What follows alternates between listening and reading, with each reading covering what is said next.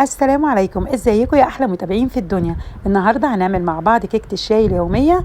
كيكه هشه وطريه وريحتها بتفكرنا بايام زمان، وطعمها بياخدنا في حكايه جميله مع اول قطمه كده مع كوبايه شاي. وكمان هقولك على مكون سحري تحطيه يطلع قلب الكيكه ابيض زي ما انت شايفه كده. ولو تحبي الكيكه تطلع هشه وطريه ولذيذه ركزي معايا في الفيديو خطوه بخطوه علشان تطلع معاكي مظبوطه من اول مره. يلا بينا نسمي الله وهقولك ازاي تحتفظي بيها وتقعد عندك اكتر من اسبوع وتفضل طريه وهشه وجميله وتحفه التحفه. بس اهم حاجه نصلي على النبي صلى الله عليه وسلم في الكم. سميت الله وهنعملها في شفشق الخلاط. معايا 3 بيضات، اهم حاجه كل المكونات تكون بدرجه حراره المطبخ. حطيت معلقه صغيره من الفانيليا. المكون السحري ليمونه، جيبي ليمونه وتعصريها وتصفيها من البذر وتحطيها على البيض. الليمونه بتخلي قلب الكيكه بيضه قشطه زي ما انت شفتيها. ومعايا كوبايه ونص من السكر. هناخد الكلام ده كله ونضربه في الخلاط كويس جدا لحد ما الخليط يعمل فوم ويبيض بالشكل ده. بعد كده هننزل بكوبايه من الحليب وكل المكونات بدرجه حراره المطبخ، بس الحليب هنا مدفياه شويه. نزلت بكوبايه حليب ومعايا كوبايتين من الزبادي، والزبادي هنا بيخلي الكيكه طريه وحلوه وجميله جدا لما تقعد عندك يومين و3 واسبوع كمان. لو انت حابه تحتفظي بيها في التلاجة بتفضل طريه وهشه وخطيره. هنضرب الكلام ده كله وبعد كده اخر حاجه بننزل بكوبايه من الزيت، واهم حاجه ان الزيت يكون ريحته حلوه عشان الكيكه تطلع معانا ريحتها حلوه. ضربنا كل المكونات السايله وتعالوا نحضر المواد الجافه. معايا كوبايتين ونص من الدقيق، ننخلهم مره واتنين عشان الكيكه تطلع معاكي عاليه كده ومقلبظه. وحطيت كمان كيس من بيكنج باودر تشيف حلو جدا جدا البيكنج باودر دوت. حطيت الكلام ده على بعضه وبقلبه كده، وبعد كده بنزل بالمواد السايله حبه حبه وبقلب. شايفين الخليط بوريهولك ابيض ازاي؟ تضربيه كويس. كل ما تضربي المواد السايله كويسه كل ما الكيكه هتطلع عاليه وهشه وجميله وخطيره.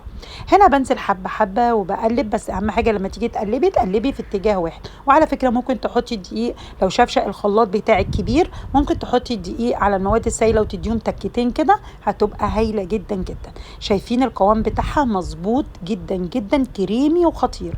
جبت القالب بتاعي ده، القالب اللي هو المتوسط اللي هو في النص بين الصغير وبين الكبير. ببطنه الاول بالسمنه كويس جدا جدا، وبعد كده برش الدقيق وبلف الدقيق كده حوالين الصينيه، ببطنها تبطينه حلوه عشان الكيكه ما تلزقش. وبنزل بعد كده بالكيكه. طبعا مولعه الفرن على درجه حراره 180. لازم الفرن تكوني مسخناه كويس جدا قبل ما نحط صينيه الكيكه. هنحط الكيكه في الفرن ومش هنفتح عليها خالص الا لما تبداي تشمي الريحه تبداي ان انت تفتحي الفرن عشان الكيكه ما تهبطش. لقيت الكيكه استوت وعملنا لها اختبار بالخله كده او بالسكينه ولقيناها استوت. بنطفي الفرن وبنسيبها يا دوبك بس كده 3 دقايق وبعد كده نطلعها. بحب اغطيها لمده.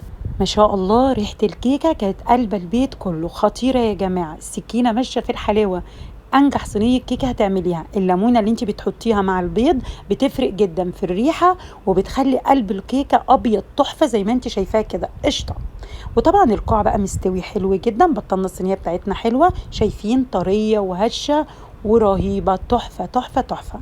نيجي بقى عشان نحتفظ بيها. انا بحب ان انا اقطعها مكعبات زي ما حضرتك شايفه كده، وبغلف كل قطعه بستريتش.